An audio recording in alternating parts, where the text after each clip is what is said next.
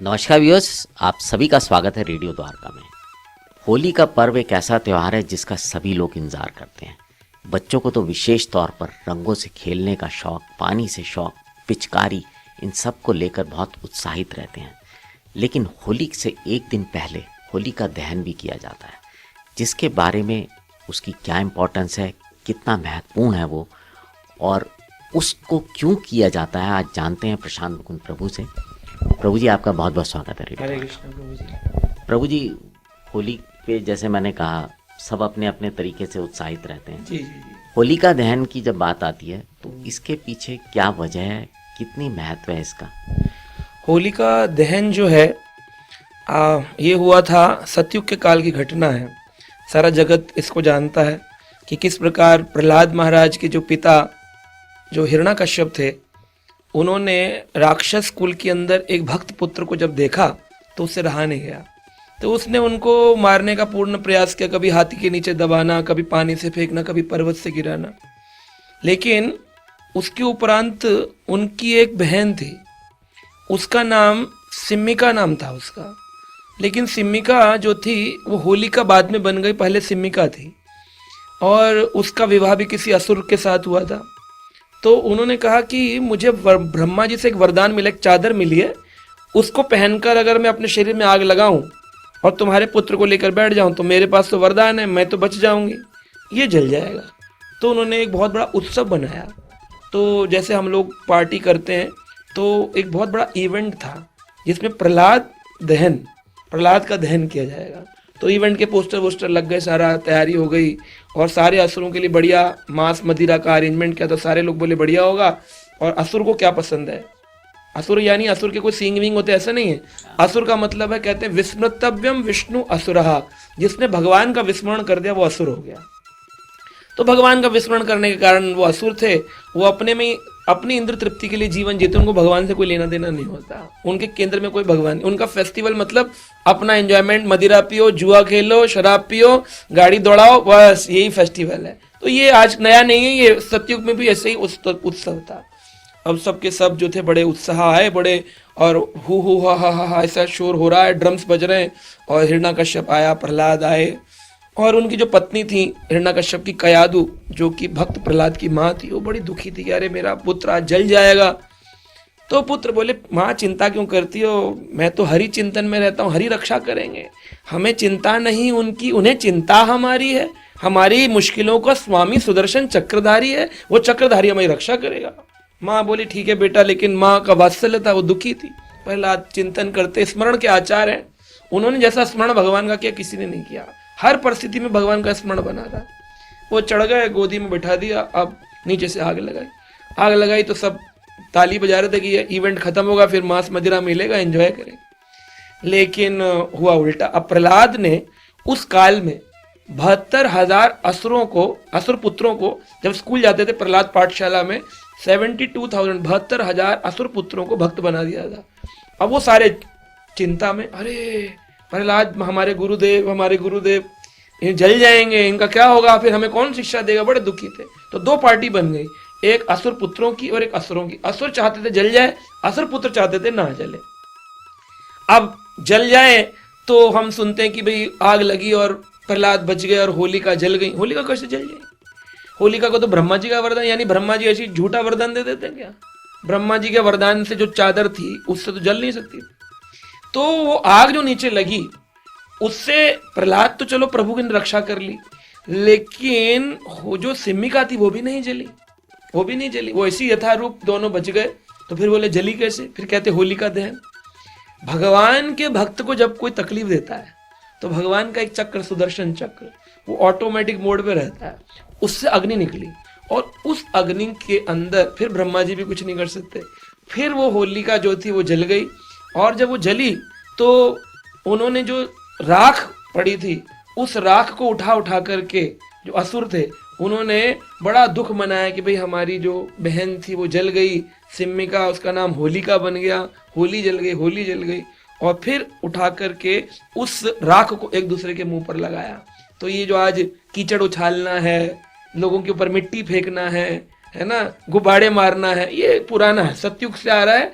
राक्षस लोग यही करते थे। लेकिन भक्त लोग ऐसा नहीं करते थे।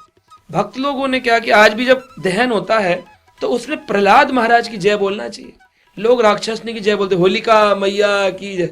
होली को वैसे मई हो गई, माई तो प्रहलाद महाराज है ना, तो बोलना चाहिए नरसिंह भगवान की जय, प्रहलाद महाराज की जय। और होलिका की जय बोलते हैं। अरे होलिका तो राक्षसनी थी जिसने जलाने का प्रयास किया प्रहलाद को, तो आप जैसा बोलेंगे वैसा वरदान पाएंगे।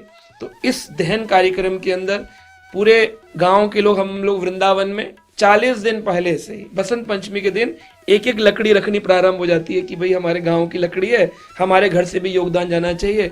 और वो सारी लकड़ी इकट्ठी होती है। और क्योंकि हम लोग एग्रीकल्चर समाज से आते हैं भारत में, तो लोग अपनी छोली, धान, गेहूं जो होता था उनका, उसको अग्निदेव को समर्पित करते थे, प्रभु को। और उसके बाद खुशहाली से नया जीवन, नया वर्ष प्रारंभ होता था। अब वो बन गया है एक, क्या कहते हैं, एक प्रोटोटाइप बन गया है।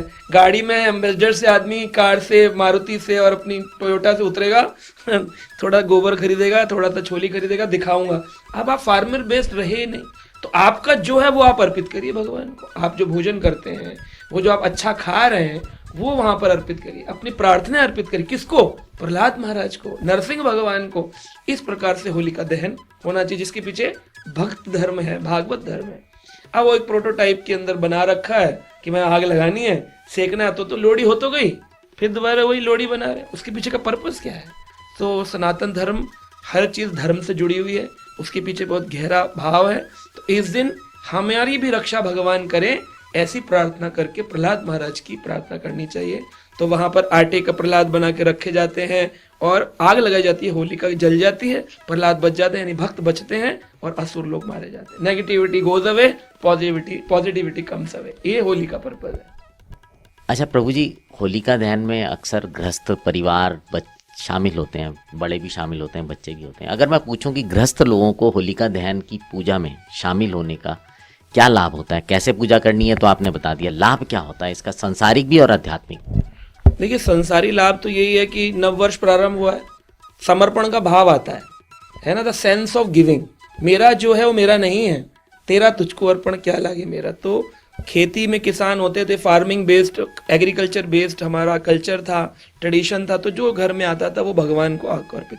तो आपके जो भी आपको लगता है कि आप इस समय जो फ्रेश वेजिटेबल्स आ रही हैं, फ्रेश फ्रूट्स आ रहे हैं, उनकी एक थाली सजाइए और प्रभु को समर्पित करिए। क्योंकि भगवान दो प्रकार से खाते हैं, एक भगवान खाते हैं भक्त के मुख से और दूसरा खाते हैं अग्नि के यज्ञ से। तो वो यज्ञ अग्नि है, उस अग्नि को समर्पित करेंगे भगवान तक पहुंचेगी। मुख अग्नि है भगवान की, उसमें कुछ भी एक वस्तु, अपनी फेवरेट वस्तु रखिए, बोले प्रभु उसकी परिक्रमा करिए। ग्रस्तों को जाना चाहिए और ग्रस्तों को जाकर के प्रार्थना करनी चाहिए कि हे प्रभु प्रहलाद, हे प्रभु नरसिंह, आप हमारी रक्षा करिएगा। हमारा जीवन जो आने वाला वर्ष है वो सकुशल रहे, सौभाग्य की प्राप्ति हो और हम आपको अपने केंद्र में रख सकें। तब लोग परिक्रमा लगाते हैं। तो केंद्र में भगवान रहे, परिक्रमा लगाएं। तो जिनके घर में तकलीफें हैं, दुख हैं, उनको सुख प्राप्त होता है, सौभाग्य प्राप्त होता है, सेंस ऑफ गिविंग आती है, समर्पण का भाव आता है। और परिक्रमा लगाने से वो भगवान केंद्र बिंदु बन जाते हैं। नरसिंह मेरे जीवन के केंद्र हो जाते हैं, प्रहलाद मेरे जीवन के केंद्र होते हैं। तो जिस प्रकार प्रहलाद का विश्वास था कि हाँ खम्बे में हैं मेरे भगवान, तो आपका विश्वास होना चाहिए कि मेरे प्रभु कण कण में विराजमान है। और अगर मैं प्रेम करूंगा तो मेरे घर के विग्रह में भी भगवान मुझे वही आशीर्वाद देंगे जो मुझे किसी तीर्थ में मिलेगा। हर जगह वो आशीर्वाद आपको मिल सकता है। तो ये भाव रखना चाहिए। अच्छा बाबू जी, ये तो हमने होलिका दहन पे चर्चा की। उसके बाद रंग से भी अगले दिन जो है पूरे हर्षोल्लास से मनाया जाता है। कुछ लोग सीमाओं में रहते हैं, कुछ सीमाएं पार कर जाते हैं। तो शिला प्रभुपाद जी कहते थे सीमा पार नहीं करनी है, सरहद में रहना है, सरहद में रहना है ना, दो हो गए ना, सरहद में रहना, सरहद में रहना है। तो हद में रहना है। पुरुष पुरुष को लगाएं, स्त्री स्त्री को लगाएं, माता पिता के चरणों में लगाएं और अपने नीचे जो आपके हैं उन पर कृपा करें, उनके ऊपर भी उनको प्रेम से आलिंगन करें। बुराई के ऊपर अच्छाई की जिस प्रकार विजय है, इसमें कहते बुरा ना मानो, होली है। तो ये वृंदावन में 40 दिन पहले प्रारंभ होती है, भगवान कृष्ण को अर्पित की जाती है। भगवान ने पहली होली द्वापर युग में प्रारंभ करी थी और सतयुग में हिरण्याकश्यप की होली हुई। तो जो लोग एक दूसरे पर मिट्टी फेंकते हैं वो हिरण्यकश्यप वंश हो जाता है। और जो भगवान राधा कृष्ण का प्रेम करते हैं वो भगवान के भक्तिमय गीत गाते हैं। भगवान चैतन्य महाप्रभु का जन्मदिन बनाया जाता है, गौर पूर्णिमा होती है, भगवान का अभिषेक होता है, भगवान का लिए व्रत किया जाता है।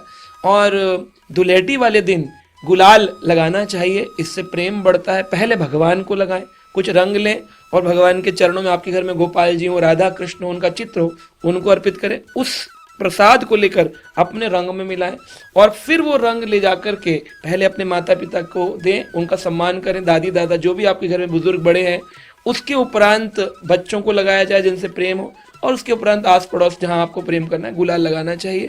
और गुलाल लगाने के उपरांत सब बैठ करके प्रसाद ग्रहण करें। एकता का ये दिन है तो इसमें एकत्व का भाव आना चाहिए, इसमें कोई दुश्मनी नहीं रखनी चाहिए, और किसी के साथ हो भी तो उसको खत्म करना चाहिए, क्योंकि जितना लंबा लेकर चलेंगे उतना बुरा जीवन है। ये कितने साल जीवन है मालूम नहीं है, इसलिए दोष रहित होकर के जीने का ये उत्सव है, तो इसको उत्साह से बनाना चाहिए। बिल्कुल कृष्ण भावना भवित होकर कृष्ण का स्मरण करके वृंदावन में आप जाएंगे तो हर जगह रंग ही रंग है। एक बार कबीर जी पहुंच गए थे वृंदावन में, तो उनकी दाढ़ी पर वृंदावन वासियों ने रंग लगा दिया। तो उन्होंने पूछा ये क्या हो रहा है, तो एक बच्चे ने बोला, व्रजवासी ने, कि और जगत में हो रही है, वृंदावन में हो रहा है ना। ये आपने पूछा ना क्या हो रहा है, बोले और जगत में हो रही है और वृंदावन में हो रहा है। हो रहा होता है वहां पर, बड़ा होली होती है 8 दिन का, अष्टक में तो बहुत होली होती है। होली के उपरांत भी छड़ी मार, लठ मार, और इसमें कोई ऐसा नहीं होता कि छड़ियां दूसरों को मारी जाती हैं, आपस में ही ग्रुप होते हैं और लविंगली बहुत प्रेम पूर्वक एक दूसरे के ऊपर वह खेल क्रीड़ा की जाती है। और इस प्रकार से ये अद्भुत 8 दिन का उत्सव चलता है। जो नंदगांव वाले हैं वो बरसाना जाएंगे वेलकम करने की, राधा रानी तुम खेलने आना। फिर बरसाने वाले नंदगांव जाएंगे, फिर एक दिन बलराम जी के साथ होगी, फिर वो धुलेंडी होगी। तो अलग प्रकार के अलग अलग 8 दिन की अलग उत्सव हैं, उनके ऊपर विशेष कथा हमने करी हुई है। लेकिन अभी सूक्ष्म रूप में इसको बड़े ही प्रेम भक्ति भाव से बनाना चाहिए। इसमें रंच मात्र लेश मात्र भी काम नहीं है, इसलिए अपने को रोके नहीं कमरों के अंदर की मुझे रिएक्शन हो जाएगा। आप नेचुरल कलर ले, टीका लगा लीजिए, पर इसमें घुलने मिलने से आपके अंदर एक प्रेम, आनंद, एकत्व का भाव आता है। इसमें इसको कभी त्यागना नहीं चाहिए। ऐसा बहुत बहुत धन्यवाद प्रभु जी आपका, क्योंकि आपने होली के दोनों पक्ष के बारे में अच्छे से जानकारी दी। तो व्यूअर्स, उम्मीद करता हूँ और आपसे निवेदन करूँगा कि इस कार्यक्रम को और लोगों तक भी साझा कीजिएगा, ताकि वो एक्चुअली होली का सही लाभ ले पाएँ। इस फेस्टिवल का जो आध्यात्मिक और सांसारिक लाभ है वो दोनों ले पाएँ। अब आपसे विदा लेते हैं, जुड़े रहें रेडियो द्वारका के साथ। नमस्कार।